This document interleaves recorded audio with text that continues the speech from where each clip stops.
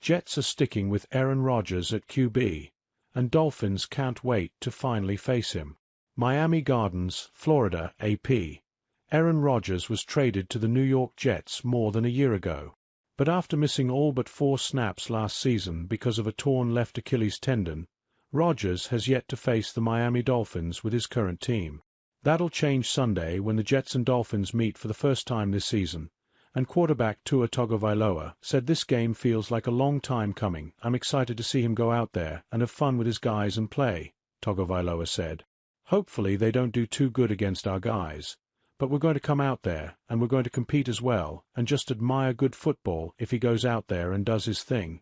Jets interim coach Jeff Ulbrich said earlier this week the team is sticking with Rodgers as the starter despite the 41-year-old struggles. And Rodgers called notions that he'd need to use the final 5 games of the season to prove his value to the team ridiculous. I love football, Rodgers said. I don't need a lot of motivation from the outside world or inspiration. I wake up, I love what I'm doing, I'm grateful to still be playing and I want to go out and compete and light up the defense every day, but the Dolphins, 5-7, are preparing to see the absolute best of the 4-time NFL MVP. Whose recent struggles have no bearing on his legacy, Tagovailoa said. Whether he looks like the same way he did in years past or not, you're just going up against greatness regardless, Tagovailoa said. Dolphins rookie linebacker Chop Robinson estimated that he was a year old during Rodgers' first NFL season. To me, he still looks like Aaron Rodgers out there, Robinson said, adding that he's excited to face the player he grew up watching. Rodgers has thrown for 2,627 yards and 19 touchdowns with 8 interceptions, but his 6.3 yards per pass attempt is the lowest of his career as a starter. He was 21 of 39 for 185 yards with 2 touchdowns against Seattle last week, but also had an interception returned 92 yards for a touchdown and could not lead the Jets, 3-9, on a late comeback, something he has done many times in his career. We have tremendous faith in Aaron, we really do, Ulbrich said. His struggles partly have been from an injury standpoint, not being fully healthy. But beyond that, I know he hasn't played to the standard he'd like to play to.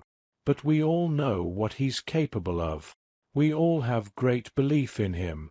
I really believe we're going to get the best version of him this Sunday. I do search for 300. Rodgers has passed for 300 or more yards 77 times in his 20-year NFL career, including 69 in the regular season. But it has been 4 years since the most recent time. Rodgers threw for 341 yards against Chicago on December 12, 2021, while with Green Bay, making his 300-yard drought 34 regular season games and 35 overall, including 1 playoff game. Stats can be skewed both positively and negatively, and it's a weird one for sure, said Rodgers, whose season high is 294 yards against Buffalo in Week 6. Would love to get rid of that one, but there's a lot of stats that I've been on the right side of. That one is not one of my favorites. For sure, special teams.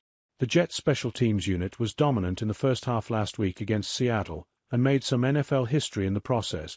They were the first team to have a kickoff return for a TD, recover 2 fumbles on kickoffs and block an extra point in the same game. And New York did that all in the first half against Seattle. The big star was Keen Nwangwu, who was promoted from the practice squad before the game and returned a kickoff 99 yards for a score and also forced a fumble on a kickoff. The performance earned him AFC Special Teams Player of the Week honors.